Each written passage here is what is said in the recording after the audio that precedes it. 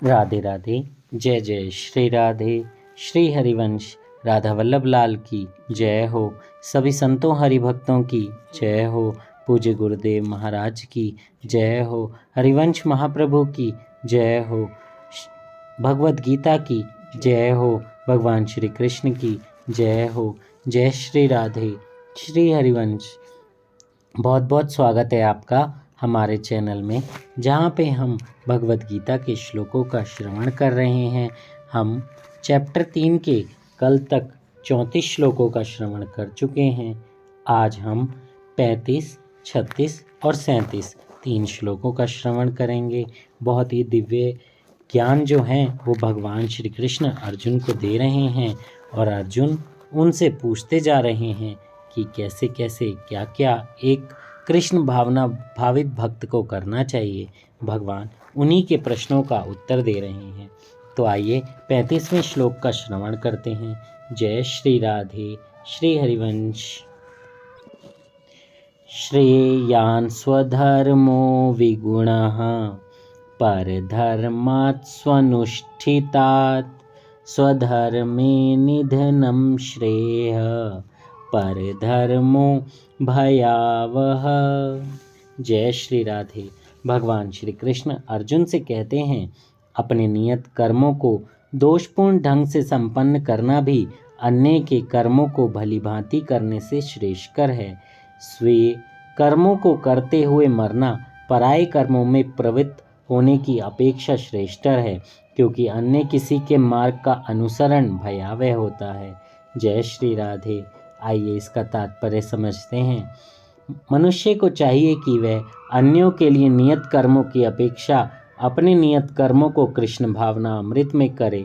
भौतिक दृष्टि से नियत कर्म मनुष्य की मनोवैज्ञानिक दशा के अनुसार भौतिक प्रकृति के गुणों के अधीन आदिष्ट कर्म हैं। आध्यात्मिक कर्म गुरु द्वारा कृष्ण की दिव्य सेवा के लिए आदेशित होते हैं। किंतु चाहे भौतिक कर्म हो या आध्यात्मिक कर्म, मनुष्य को मृत्यु उपरांत अपने नियत कर्मों में दृढ़ रहना चाहिए। अन्य के निर्धारित कर्मों का अनुकरण नहीं करना चाहिए। आध्यात्मिक तथा भौतिक स्तरों पर ये कर्म भिन्न भिन्न हो सकते हैं, किंतु कर्ता के लिए किसी प्रामाणिक निर्देशन के पालन का सिद्धांत उत्तम होगा। जब मनुष्य प्रकृति के गुणों से वशीभूत हो तो उसे उस विशेष अवस्था के नियमों का पालन करना चाहिए। उसे अन्यों का अनुकरण नहीं करना चाहिए। उदाहरणतः सतोगुणी ब्राह्मण कभी हिंसक नहीं होता, किंतु रजोगुणी क्षत्रिय को हिंसक होने की अनुमति है। इसी तरह क्षत्रिय के लिए हिंसा के नियमों का पालन करते हुए विनष्ट होकर जितना श्रेष्ठकर है, उतना हिंसा के नियमों का पालन करने वाले ब्राह्मण का अनुकरण नहीं। हर व्यक्ति को एकाएक नहीं, अपितु क्रमशः अपने हृदय को स्वच्छ बनाना चाहिए।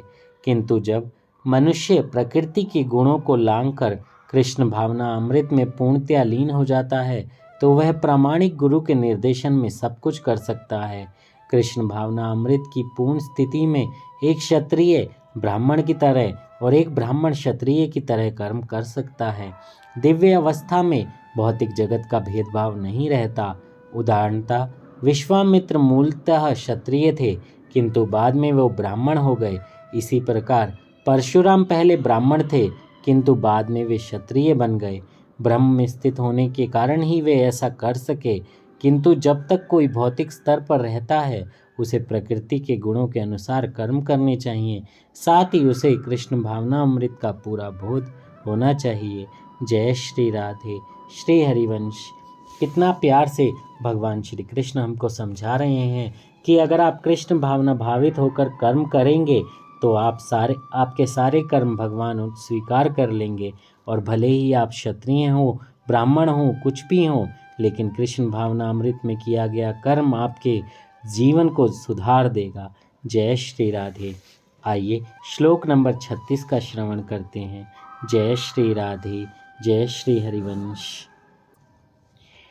अर्जुन उवाच अथ केन प्रयुक्तोऽयं पापं चरति पूरुषः अनिच्छन्नपि वार्ष्णेय बलादेव नियोजितः।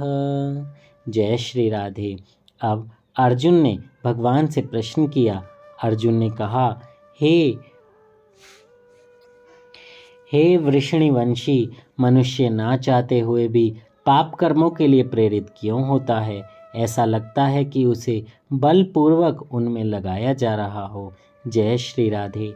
ये प्रश्न तो हर किसी मनुष्य का है, क्योंकि कई बार ऐसा हो जाता है कि ना चाहते हुए भी हम पाप कर जाते हैं और ऐसा लगता है जैसे भगवान ने ही वो कराया है। बहुत ही ज़रूरी प्रश्न है ये। इसका तात्पर्य, जीवात्मा परमेश्वर का अंश होने के कारण मूलतः आध्यात्मिक, शुद्ध एवं समस्त भौतिक कल्मशों से मुक्त रहता है। फलतः स्वभाव से वह भौतिक जगत के पापों में प्रवृत्त नहीं होता, किंतु जब वह माया के संसर्ग में आता है तो वह बिना झिझक के और कभी कभी इच्छा के विरुद्ध भी अनेक प्रकार से पाप कर्म करता है। अतः कृष्ण से अर्जुन का प्रश्न अत्यंत प्रत्याशापूर्ण है कि जीवों की प्रकृति विकृत क्यों हो जाती है। यद्यपि कभी कभी जीव पाप नहीं करना चाहता, किंतु उसे ऐसा करने के लिए बाध्य होना पड़ता है। किंतु ये पाप कर्म अंतर्यामी परमात्मा द्वारा प्रेरित नहीं होते, अपितु अन्य कारण से होते हैं। अब भगवान अगले श्लोक में बताएंगे। जय श्री राधे। श्री भगवान उवाच। श्लोक नंबर हम 38 का श्रवण करेंगे। जय श्री राधे। श्लोक नंबर 37 का श्रवण करेंगे। श्री भगवान उवाच। काम एष क्रोध एष रजोगुण समुद्भवः महाशनो महापाप्मा विद्येनमिहि वैरिणम्। जय श्री राधे। अब भगवान ने अर्जुन से कहा, हे अर्जुन, इसका कारण रजोगुण के संपर्क से उत्पन्न काम है, जो बाद में क्रोध का रूप धारण करता है और जो इस संसार का सर्वभक्षी पापी शत्रु है।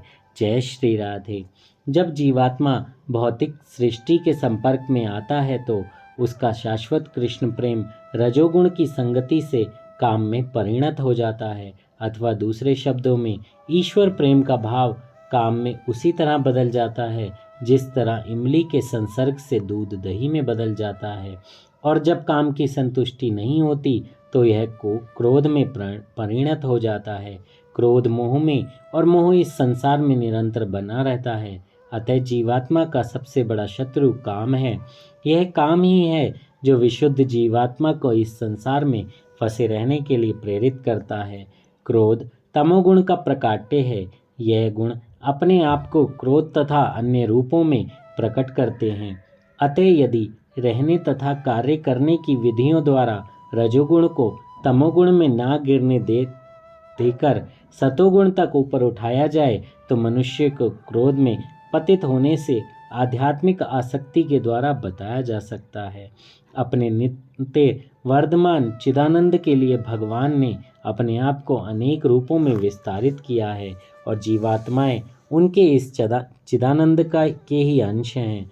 उनको भी आंशिक स्वतंत्रता प्राप्त है, किंतु अपनी इस स्वतंत्रता का दुरुपयोग करके जब वे सेवा को इंद्रिय सुख में बदल देते हैं तो वे काम की चपेट में आ जाते हैं।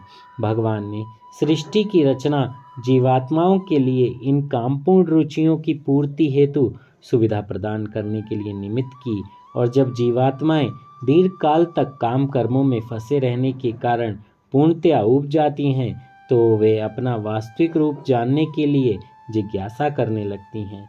यही जिज्ञासा वेदांत सूत्र का प्रारंभ है, जिसमें यह कहा गया है कि मनुष्य को परम तत्व की जिज्ञासा करनी चाहिए।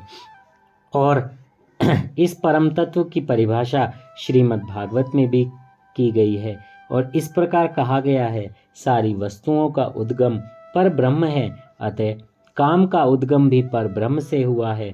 अतः यदि काम को भगवत प्रेम में या कृष्ण भावना में परिणत कर दिया जाए, या दूसरे शब्दों में कृष्ण के लिए ही सारी इच्छाएं हों तथा काम और क्रोध दोनों ही आध्यात्मिक बन सकेंगे।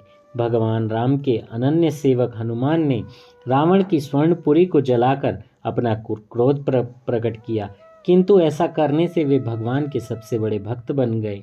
यहाँ पर भी श्री कृष्ण अर्जुन को प्रेरित करते हैं कि वे शत्रुओं पर अपना क्रोध भगवान को प्रसन्न करने के लिए दिखाए। अतः काम और क्रोध कृष्ण भावना अमृत में प्रयुक्त होने पर हमारे शत्रु न बनकर मित्र बन जाते हैं। जय श्री राधे। श्री हरिवंश कितने प्यार से भगवान अर्जुन को समझा रहे हैं। आप भी धीरे धीरे इन श्लोकों का श्रवण कीजिए और समझने की कोशिश कीजिए कि कैसे भगवान सिखा रहे हैं कि हमें रजोगुण की प्रवृत्ति में नहीं रहना है, तमोगुण में भी नहीं जाना है, लेकिन सतोगुण करके यानी सारी सेवा भगवान के लिए करके, अपने कर्मों को भगवान को समर्पित करके अगर हम आगे बढ़ेंगे तो हमारे जीवन का कल्याण होगा और हम प्रभु की भक्ति से अपने जीवन को सुधार पाएंगे, गलत कर्म नहीं करेंगे, आलस्य में नहीं रहेंगे और प्रतिदिन अपना कार्य नियमित रूप से करेंगे और प्रभु भजन भी साथ साथ करते रहेंगे। कीर्तन आप डेली कर सकते हैं, नाम जब आप हर क्षण कर सकते हैं, हर सांस में कर सकते हैं। 20 से 25 मिनट दिन में निकाल कर माला जप जरूर कीजिए। जय श्री राधे। श्री हरिवंश राधा वल्लभ लाल की जय हो। सभी संतों हरि भक्तों की जय हो। श्री भगवद गीता की जय हो। भगवान श्री कृष्ण की जय हो। जय श्री राधे। जय श्री हरिवंश।